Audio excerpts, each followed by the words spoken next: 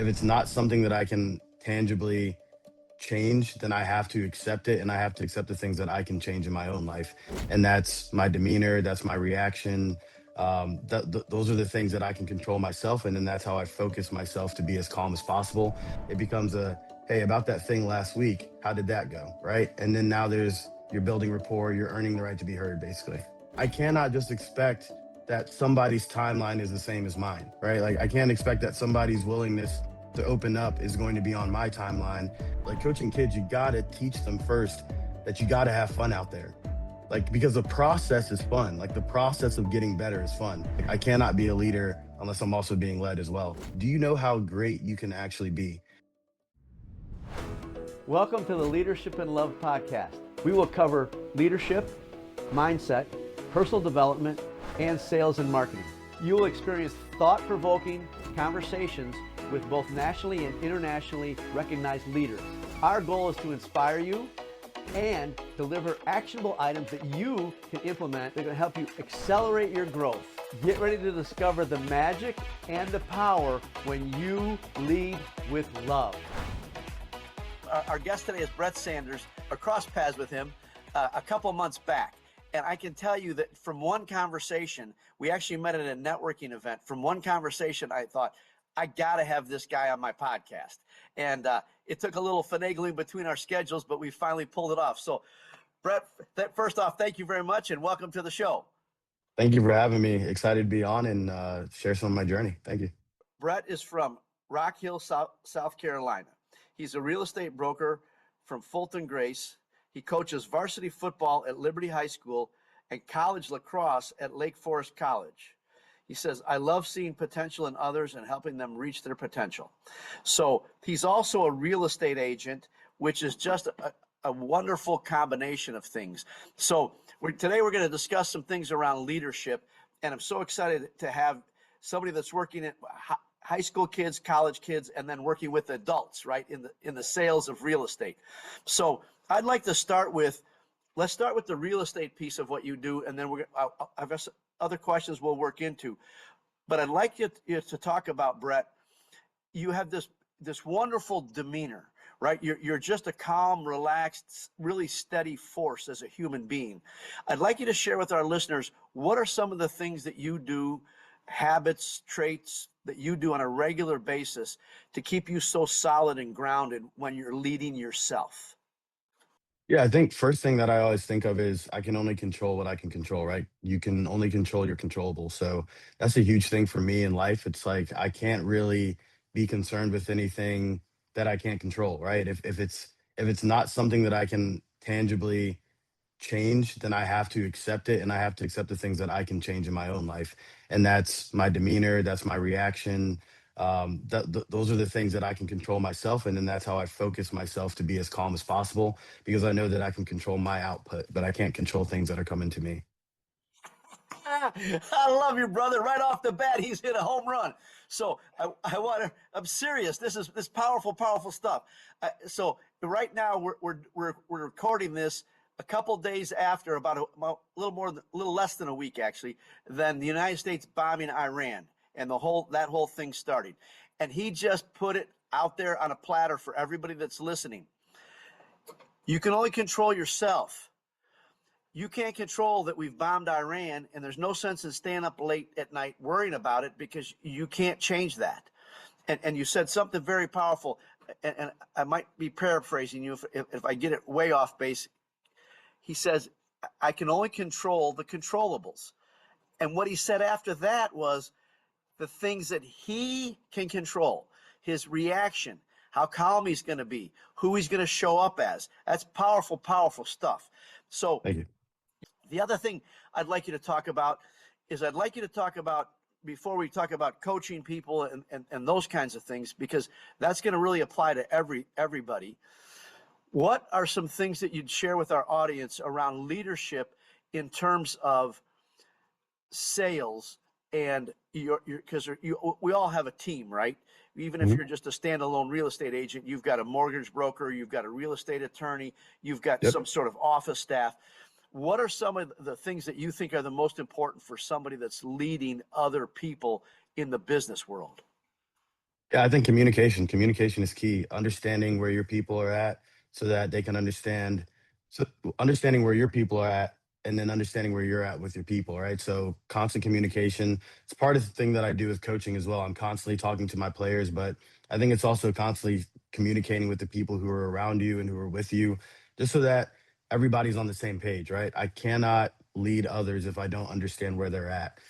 If I'm not able to have a like a clear conversation, a good conversation, then I don't know where my people are at, and I cannot lead well. But if I know where they're at, if I know how they're doing, then we can move in the right direction together. So again, he's hit another home run right out of the park. So one of the things he just said is communication, and he led with knowing his people. So I'd like you to share with our audience, because I have some thoughts on this, but I want them to hear from you. I want you to share with the audience, how do you learn? What are the things that you do to learn about your people, to get to know them? Yeah, I think biggest thing is, so for example, like coaching. So I previously coached at Libertyville High School for lacrosse, and one thing I always did was I just asked the guys where they're like how they're doing today, right? It's a simple question of how are you doing? And if you continually ask somebody how they're doing, but you're genuinely asking the question, like I'm not just asking them, hey, how are you doing? I'm actually like asking how they're doing over and over again, because that starts to open up more doors. They start to become more vulnerable. You start to understand who they are. And then it just goes from not only how are you doing, but now you can start parlaying that into conversations that you had the previous day, previous day, previous day, previous week, and now you're starting to build equity with them to understand how they're doing. And it's not just a surface level question anymore. It's like hey, we're going deeper into the person that they are. And then as I get deeper into the person that they are, now I can really work well with my players, with the people that I'm, coaching through in real estate. It all comes together as deeper questions than just a, hey, how are you doing at first? It becomes a, hey, about that thing last week, how did that go? Right. And then now you're building rapport, you're earning the right to be heard, basically. So, man, you're on fire. So you're making my heart go pitter patter. So for you listeners, I want you to grab a couple things that he just said. He said you're building equity. And for those of you that aren't familiar with it, and for those of you that are, this is a powerful reminder. There's a thing called an emotional bank account. And so when he talks about building equity, you're putting in positive things like money into your bank account. If you have not built up positive emotional equity in a relationship, if you try to discipline that person or if you lose your composure, you're going to be bankrupt pretty quick. And so he was talking about that equity in the relationship. The other thing he was talking about and I don't want this to be missed either, is he said the sincerity. Lots of people say, how you doing? And they mean it just at that really surface level, right? Brett, Yep. it's a, it's kind of a BS phrase. It's one of the things, when people ask me how I'm doing, like we started our conversation, I said, I'm blessed to be alive and happy to see you. It makes people stop and think instead of just saying fine, right? I've never gotten a negative response from that, from saying that. And so, but what I want you listeners to know is, and this is what was powerful. The very first time that I met Brett was I felt his heart. And so what he was just talking about is when you say it from meaning, with meaning, that's coming from your heart, not your head. It's not some transactional thing. He's investing in that relationship. And he said something else that was very powerful that I don't want you to miss. And that is that this is a process over time. Somebody's not going to pour their heart out to you on the first, how you doing? But it will happen over time if you continue to show up. And I love the things you're sharing. If you continue to show up with sincerity, which is exactly what Brett said, he does it repeatedly, day in and day out, day in and day out. And then he said the most powerful thing, and actually I'm going to have trouble highlighting because I'm serious. You have such great wisdom. And this is an episode I want you all to go back and listen to again, because then he said, once he's gotten that equity, that emotional bank account filled up with positive stuff, then and only then can he be heard. Right? It's the old analogy. You got to empty the glass of water of something before you can put more water in it. And that's exactly what Brett just said. He's emptying that person to give them space to take in, but only after he's, and so I'd like you to talk about patience and how do you gauge that in the relationship as you go through that, Brett? How do you practice patience, and how do you get the sense of I can go a little deeper, I can push a little harder?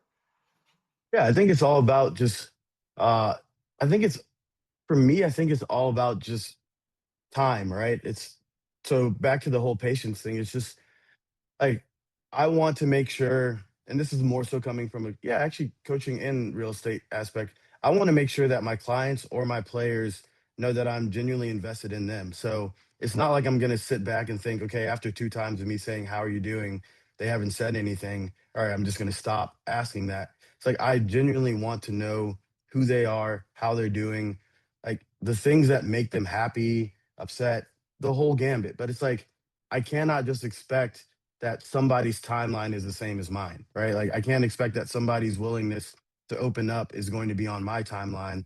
I think that's where genuine care comes from is that you aren't expecting them to be on your timeline.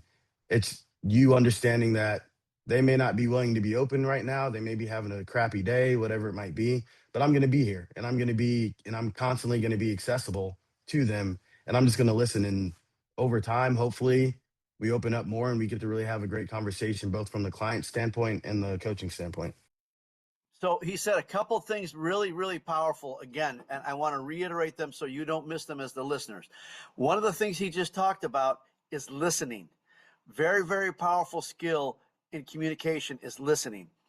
And the next thing he talked about is let go of your timeline, right? This is something I work on a regular basis. I want it now, right now, now. I want it flipping right now. I want results right now. And so when you're dealing with people, again, he's dropping such profound wisdom. When you're dealing with people, let it be their timeline. When they're ready, they're gonna open up. But trying to force that may blow up the relationship, or even worse, damage it to a point where they never trust you, but you still have to be in relationship with them. So one of the things I wanted to bring you on for is also to talk about what are some things that you would help our listeners with in terms of coaching young people, right? At some point, we're all role models for our children, for employees, for people on our teams, whether that's professionally, in business, or that's what you're doing, coaching at both the high school level and the college level. What are some of your tips that you would share on how to coach young people? First and foremost, remind them that it's fun. Like I think that's the biggest thing about coaching. It's like I think sometimes too many coaches are like, "Hey, we got to do this, we got to do that, we got to get after it." Like, yeah, there's a time and place for that. Like when it's game time, that's when we can say, "Hey, let's get after it.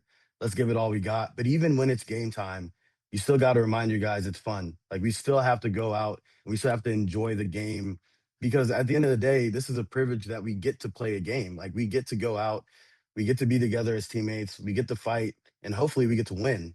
But even if we don't win, we learn through that process of losing, and then we become hopefully winners the next time. But it's like like first and foremost, coaching kids, you gotta teach them first that you gotta have fun out there. Like because the process is fun. Like the process of getting better is fun. That's the best part about playing sports. You will get better because it's a process. But if you don't reinforce the fact that you have to enjoy the game, like you have to have a passion for it. Like you got to be a student of the game, and I think that's a big thing that coaches have to teach players is like become a student because it's actually fun to be a student of the game. When you become a student of the game, you become a better player because you love the game. So you got to teach them that it's fun and be a student. I think that's the biggest thing. Yeah, very, very powerful. And so, again, you're just hitting the nail on the head. One of my core values is fun, and one of the things that he just talked about, I want you to be able to apply this in any area of your life, and that is that the process of getting better. And this goes back to what he was talking about, relationship building. So two things just intersected, right? The process of getting better doesn't happen overnight, whether you want to get into better shape, whether you're coaching a team, right, to be a winner, those kinds of things. It doesn't happen overnight. And in that intersection of being a student, then you can actually put fun in that, right? I think too many people lose sight of everything can be fun. And that doesn't mean that we don't work hard or that we don't focus on what we need to focus on, that we don't drink alcohol, that that we eat healthy, that we get enough sleep. That can all be fun because you actually start to feel better. And that intersection of those consistent steps over time can be fun because you get to be a better you, right? Yep. Yep. Agreed. Agreed. Yeah, powerful stuff. So when you have somebody that you're leading that's in some sort of a challenge and their mind is someplace else, whether that's like like these young people, they break up with a girlfriend and now that it's the end of the world and blah blah blah blah blah. What's your advice for our listeners on how to help get somebody back on track when something horrific and it's funny, right? Because this is a perspective thing, but to them it's a big deal, right? Whether their dog died or they broke up with their girlfriend or whatever it might be, I think we can't judge that it wouldn't be that big a deal to us. It could still be a big deal to them. Yeah.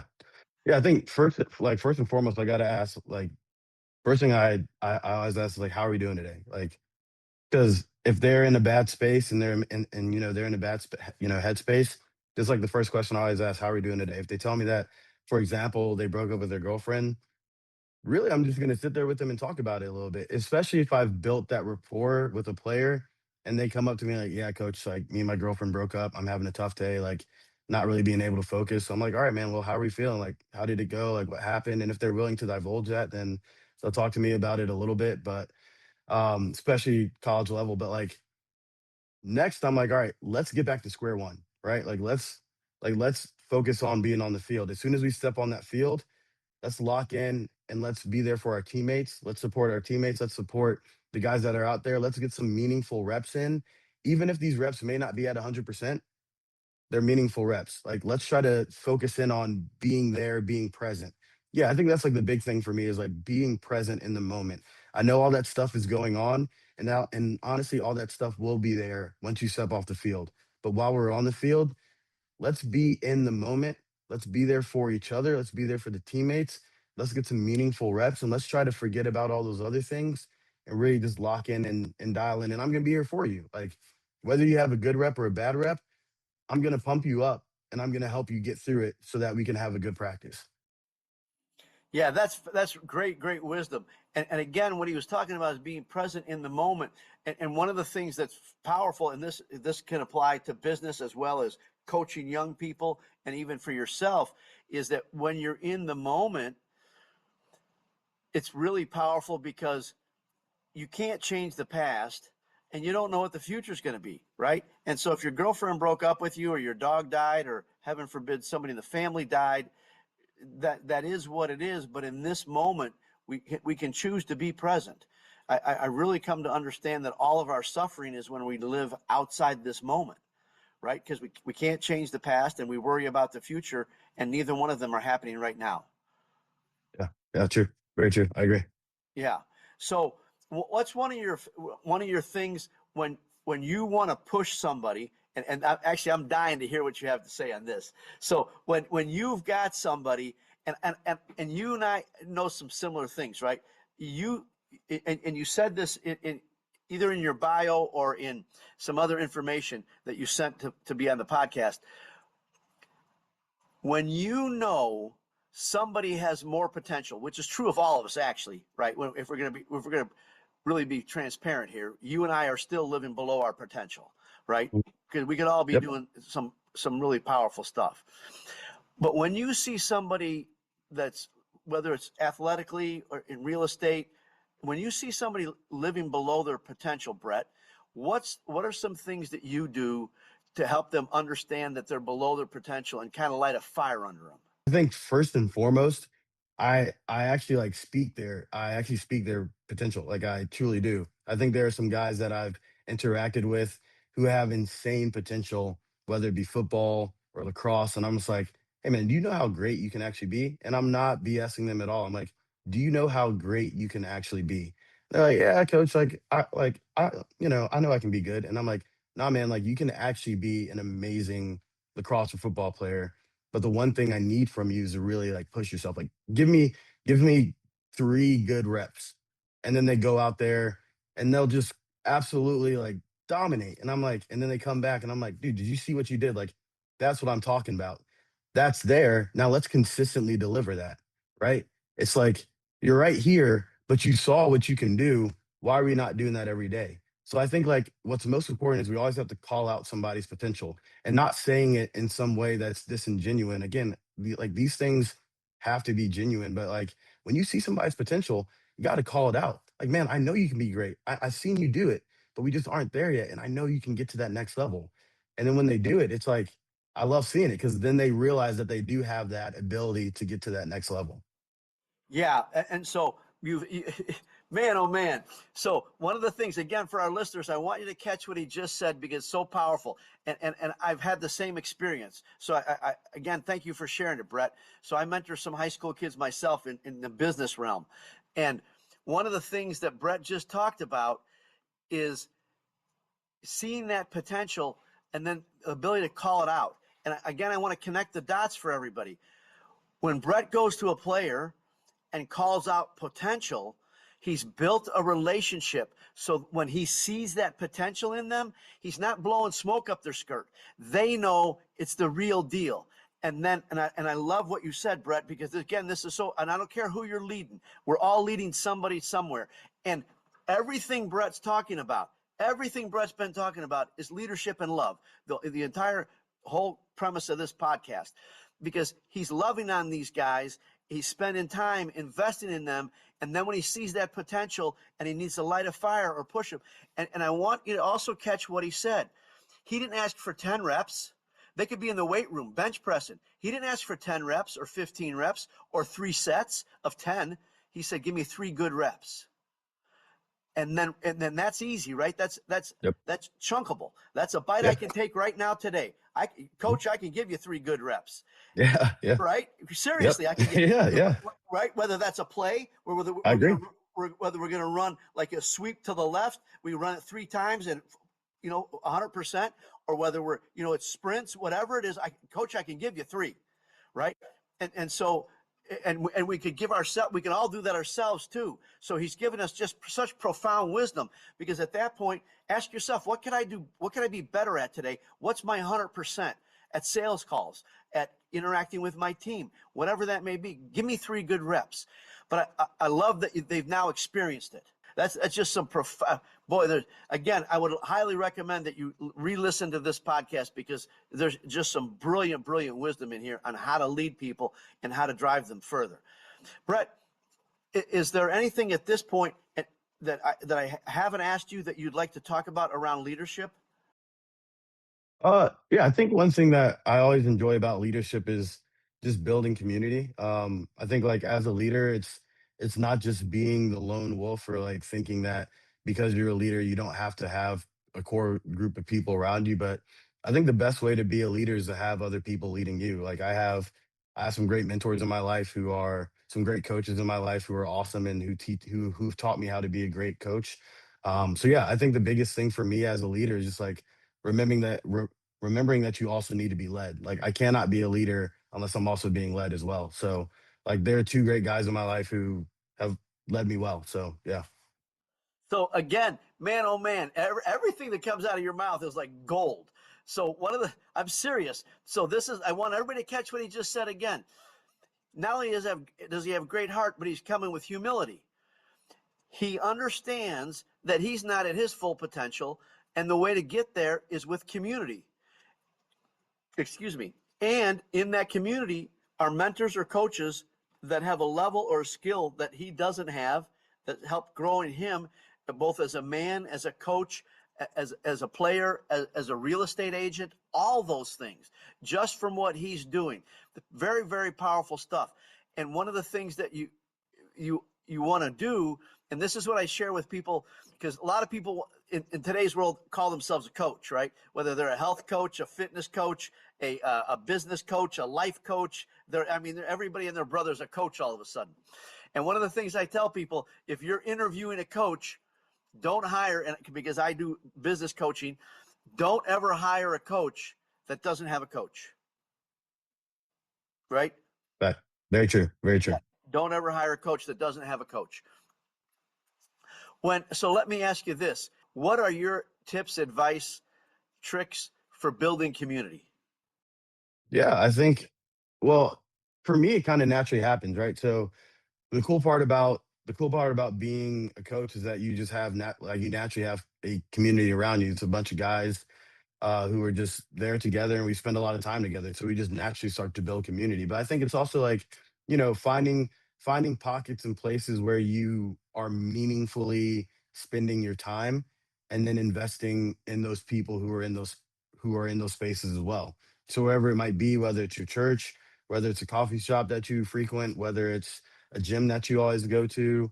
Like, for example, the gym that I go to, the people that I've just built a community of people around me at the gym that I go to as well. And it's older men who can also give me advice about playing tennis or whatever it might be. But it's like, when you're in spaces where you have a lot of time and you're spending a lot of time, open your eyes to your environment and try to gain some relationships within the environment that you spend a lot of time in. And then I think from there, you'll be able to naturally gain other peers, and then mentors and coaches for yourself as well. Man, oh man, I love you. So he just said some other things that are very powerful, and he didn't use the word, but I'm going to give it to him because what he's talking about was in those relationships. He was talking about service, right? He was talking about showing up to help, to be of service, not to just show up to take. The other thing that he was talking about, you'll be amazed at what people will share with you if you just ask them and shut up. I love the random thing about tennis, right? I, I've often I've understood for a long time. When I was younger, I played a lot of tennis. And I knew that if I played with somebody that was not as good as me, I wasn't going to get better. I needed somebody who's going to kick my butt, right? But one of the things he's talking about is if you'll be amazed at what people will share with you if you just ask them and then do what they say, right? I tell people, I've had people come to me and ask if I would mentor them. And I tell them, yes, there's two rules. One is if I give you things that you need to implement and you don't do them, we're done, right? Because I'm not going to Yeah, waste my time. But yeah, true. but I tell them if I'm giving you things to implement and you're doing them, I'm going to mentor you now until I take my last breath. Right, and it's but that's and what he's talking about for everybody is that's how you build community. When people come to you and say, hey, I want you to mentor me, you don't need to mentor everybody, but set some parameters or how you want to do that. But again, he was talking about service and relationship, and I love that you went everywhere, Brett. He talked about his church, playing tennis, and everything in between, your relationships at home, your extended family, your business relationships, all of it. You have the ability to show up to give, and that's how your community grows. And I want to again bring back what we were talking about. Brett and I met once at a networking event, and I can tell you, I knew. Just like I don't know, you just know, right? You meet somebody, this guy's the real deal, and so that's how. And the reason why I want to make that point is that's how Brett's showing up everywhere in his life. How you do one thing's how you be the same all the time.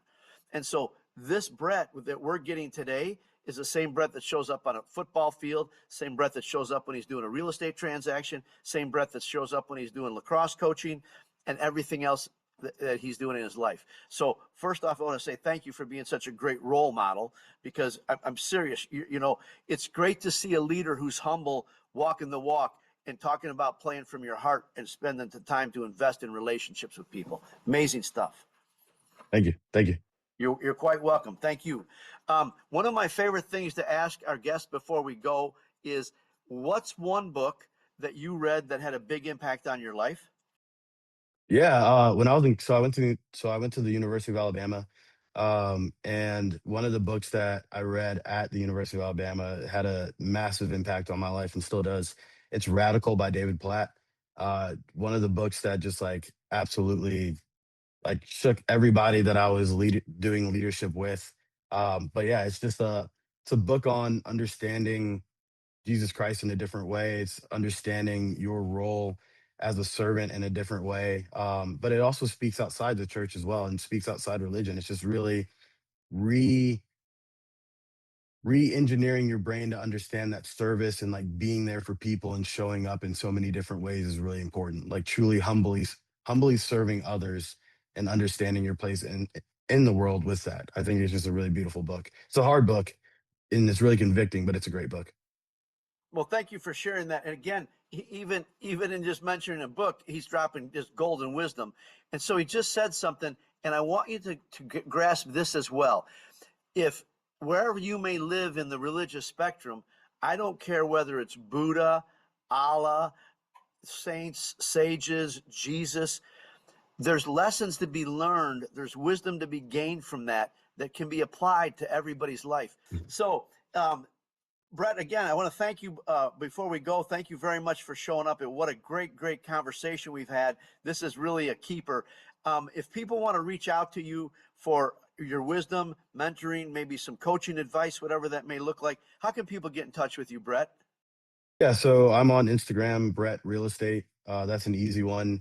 And yeah, from there, if you just want to reach out to me, I can easily get back to you. It's just one word, Brett Real Estate. Would love to connect and talk to people and share my passion about coaching and real estate and all the other great things in life. Well, and I'm sure, and for the listeners, we'll put all that in the meeting notes like we always do. And again, Brett, from the bottom of my heart, I really appreciate you taking the time, and I appreciate the work you're doing in the world, helping us build better young men and being such a great role model. Hey, thank you so much, Louie, for having me on. It's been great. Yeah, I really appreciate it, man. Thank you. Thanks again for joining us and listening to this episode of Leadership and Love. I would like to challenge you to ask yourself, what's one thing that you heard today that you can implement immediately to improve your leadership and accelerate your growth? If you've gotten value out of this episode or learned something that you can implement today, we'd ask that you please share it with those that you care about. Our goal is to create more leaders who are leading with love.